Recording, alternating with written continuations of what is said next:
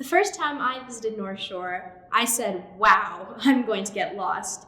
Coming from a small public school to a campus 3 times its size, I said, wow, I'm going to need a map to get around. But when I first met my classmates, I was wrapped in a hug so big, so wide, so high, I forgot that I was the new guy. I forgot that I was supposed to be lost because I was home. The first time I sat in a class, I remember still the nerves and thrill. Theater arts, A block, freshman year, among strangers turned friends turned family, confused by the block plan, concerned by my classes, unaware of the chapter I was beginning. The first time I went to a morning X, I wondered what people meant. What was this MEX, and what would we do? When I entered the auditorium, I was greeted by community, and freely they sang, and they were a family. I heard, fight, fight, fight for the purple and the white for its North Shore forevermore. And I wanted an encore of this feeling I'd never felt before, a feeling of tradition and belonging and not longing to be anywhere else. The first clubs fair, still fresh in my memory, seas of students swarmed around the unfamiliar V, anxiously awaiting affinity group acceptance, signing up for clubs I would one day call my own, joining GSA to DSJ, not knowing I was home. The first volleyball game, I remember holding the ball in my purple shirt with white lettering, nervous that I'd never get the ball to swing over the net to where it needed to be. I looked over my shoulder and Coach Vanderstill was smiling at me. I remember practice and getting my first overhand serve over the net. She said she was so proud of me, and I knew I was where I needed to be.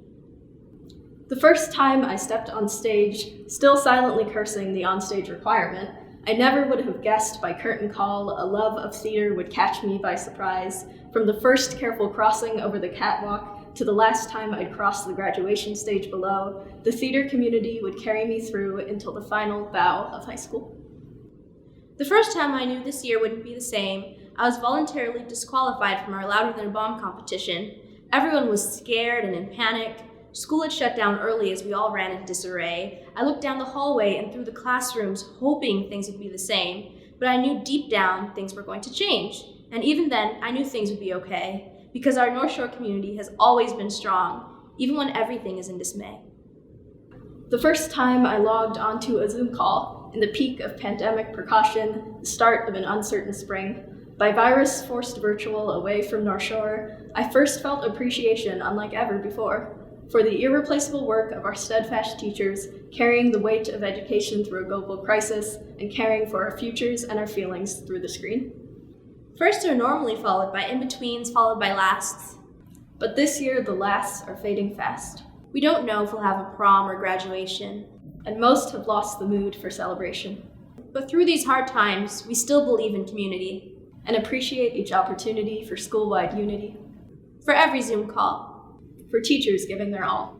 For the times when we needed support. For the times and traditions that can't be cut short. For the pep rallies and buddy days. For the interims and winter plays. For the memories we'll take wherever we go. For the learning and lessons that helped us to grow. We want to say thank you to North Shore. As we leave here next year to colleges far. We'll never forget the school that made us who we are. North Shore, school, community, home.